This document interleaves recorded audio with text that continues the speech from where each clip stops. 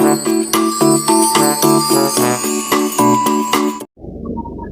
वैज्ञानिकों ने हमारे,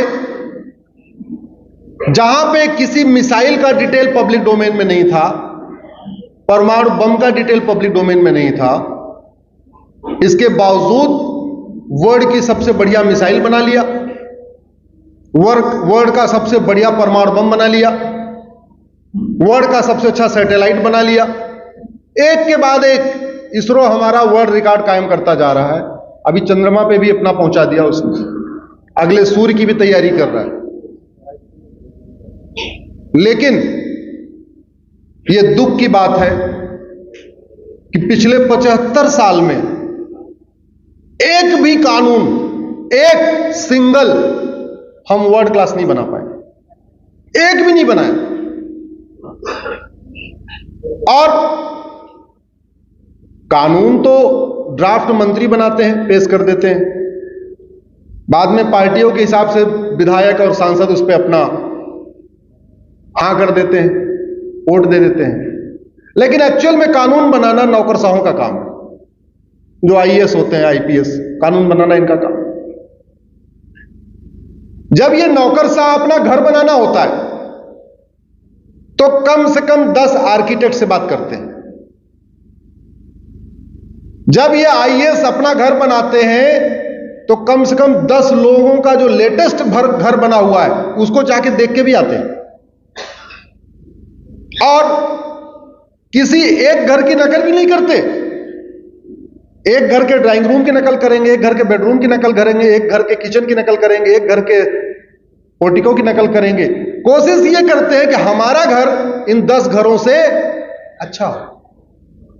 लेकिन ये बाबू जब देश के लिए कानून बनाते हैं तो कभी नहीं देखते कि जो कानून हम बनाने जा रहे हैं ऐसा सिमिलर कानून फ्रांस में कैसा है, अमेरिका में क्या चल रहा है, सिंगापुर में क्या चल रहा है, जर्मनी में क्या चल रहा है, देखना चाहिए कि नहीं?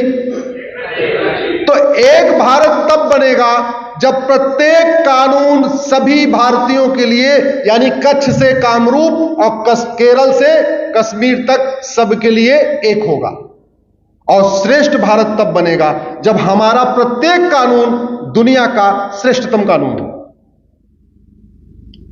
हमारा एजुकेशन का कानून दुनिया का श्रेष्ठतम हो, हमारा पिनल लॉ दुनिया का श्रेष्ठतम हो, हमारा सिविल लॉ दुनिया का श्रेष्ठतम हो, हमारा टैक्स का कानून दुनिया का सबसे अच्छा हो। जब हमारा प्रत्येक कानून, और 2000 साल पहले पूरी दुनिया के सर्वोत्तम कानून हमारे होते थे। इसलिए चंद्रगुप्त के टाइम में दुनिया की 40% जीडीपी भारत की थी। तक्षशिला यूनिवर्सिटी में पूरे देश, पूरी दुनिया के राजकुमार पढ़ने आते थे। तो हमारी शिक्षा व्यवस्था दुनिया की सर्वोत्तम शिक्षा व्यवस्था थी, इसलिए पूरी दुनिया के राजकुमार और भावी मंत्री वो तक्षशिला नालंदा पढ़ने आते थे। बाकी और जो देश थे जो भारत के थोड़ा बाहर भी थे, उन्होंने तो बाकायदा नियम बना रखा था, हम मंत्री उसको अपॉइंट करेंगे जो तक्षशिला का प्रोडक्ट होगा या नालंदा का होगा। आज तक्षशिला तो चलो हमारे हाथ में नहीं है, वो तो रावलपिंडी हो गया, पाकिस्तान में चला गया। नालंदा बदहाल है। आज क्या है, जो ऑक्सफोर्ड का पढ़ा हो, जो कैम्ब्रिज का पढ़ा हो, वो अच्छा है। कहां चले गए हम? एक जमाना था कि हमारे सूरवीरों की चर्चा पूरी दुनिया में होती थी। तात्या टोपे जैसे वीर यहां पैदा होते थे, राणा सांगा, राणा प्रताप, पृथ्वीराज चौहान, एक से बढ़कर एक वीर पैदा होते थे। आज ओलंपिक के आप देख लीजिए, भारत कौन से स्थान पर रहता है? सबसे ज्यादा मेडल चाइना ले जाता है, उसके बाद अमेरिका ले जाता है, हम टॉप 10 में भी नहीं होते। क्यों? क्योंकि हम अपनी परंपराओं से बहुत दूर चले गए। हमने अपनी परंपराओं को अच्छा नहीं माना और अपनी गुलामी की मानसिकता इतनी बढ़ गई, इतने ज्यादा मानसिक रूप से गुलाम हो गए कि हर विदेशी चीज अच्छी हो गई, हर भारत की चीज बेकार हो गई। यह गुलामी मानसिकता का परिणाम है।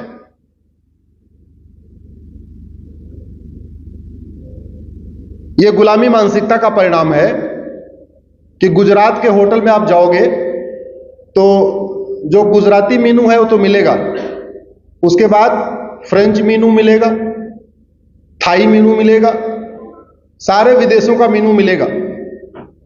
या तो गुजराती थाली मिलेगी या तो चाइनीज थाली मिलेगी। आंध्रा वाली थाली, तमिल वाली थाली, बिहार वाली थाली, यूपी वाली थाली नहीं मिलेगी। हाँ, ये मानसिक रूप, ये केवल गुजरात की बात नहीं है, यूपी में भी ऐसी है।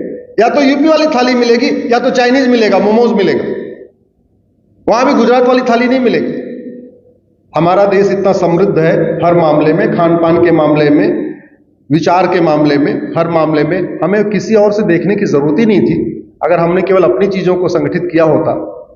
और आज जिन समस्याओं से गुजरात परेशान है, उन समस्याओं से पूरा देश परेशान है। मैं कुछ गूगल पे रिसर्च कर रहा था। आपके गुजरात की राजधानी कर्णावती की डेमोग्राफी बदल रही है कि नहीं? जरा जोर से बोलिए। धर्मांतरण और घुसपैठ के कारण कर्णावती की डेमोग्राफी बदल रही है कि नहीं? अमरेली की डेमोग्राफी बदल रही है कि नहीं? आपके पाटन की डेमोग्राफी बदल रही है कि नहीं? आपके पालनपुर की डेमोग्राफी बदल रही है कि नहीं? मैं देख रहा था भरूच, भावनगर, छोटा उदयपुर, दाहोद, डांग, द्वारका, गांधीनगर, सोमनाथ, जामनगर, जूनागढ़, खेड़, कच्छ, महिसागर, मेहसाना, मोरबी, नर्मदा, नवसारी, पंचमहल, पाटन, पोरबंदर, राजकोट, साबरकांठा, सूरत, सुरेंद्रनगर, तापी, बड़ोदरा, वलसाड़, इतने जिलों में लगभग सारे हो गए गुजरात के जिले। या तो मुझे धर्मांतरण की घटनाएं मिली, या तो घुसपैठ की घटनाएं मिली, या तो अवैध निर्माण की घटनाएं मिली, या तो पलायन की घटनाएं मिली। पलायन भी लोग कर रहे हैं। गुजरात में गुजराती कल्चर कम हो रहा है या बढ़ रहा है? गुजराती परंपरा, गुजराती रीति रिवाज, गुजराती जीवन शैली कम हो रही है कि बढ़ रही है? क्यों? क्योंकि धर्मांतरण से डेमोग्राफी बदलती है, घुसपैठ से डेमोग्राफी बदलती है। और डॉक्टर बदलते रहे। आपके गुजरात में बहुत सारे डॉक्टर आए। जीवराज नारायण मेहता जी आए, पहले डॉक्टर, पहले मुख्यमंत्री।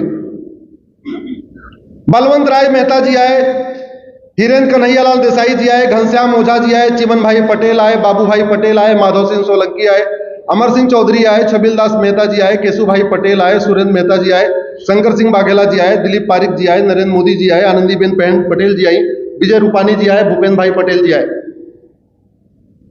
डॉक्टर लगातार बदलते रहे। बीमारी खत्म हुई? घुसपैठ खत्म हुई? धर्मांतरण खत्म हुआ? पलायन खत्म हुआ? अवैध निर्माण खत्म हुआ? क्यों? क्योंकि डॉक्टर तो बदलते रहे, दवा बदली नहीं। बीमारी डॉक्टर बदलने से ठीक नहीं होती, बीमारी दवा बदलने से ठीक होती है। जैसे हमारे घर में जब बीमारी ठीक नहीं होती तो हम डॉक्टर से कहते हैं डॉक्टर साहब दवा बदलो, वैसे ही समाज में जो समस्याएं अगर ठीक नहीं हो रही हैं तो यह हमारी ड्यूटी है कि हम बोले, सांसद को बोले, विधायक को बोले कि साहब ये समस्या ठीक नहीं हो रही है, ये बताओ क्या ये समस्या चीन में है क्या? क्या ये समस्या सिंगापुर में है क्या? क्या ये समस्या अमेरिका में है? अगर वो हां करते हैं तो बोलो ऐसा कोई दुनिया में कोई एक देश तो होगा जहां नहीं होगी, उस देश का कानून देखो। आखिर चीन में धर्मांतरण क्यों नहीं होता? सिंगापुर में धर्मांतरण क्यों नहीं होता?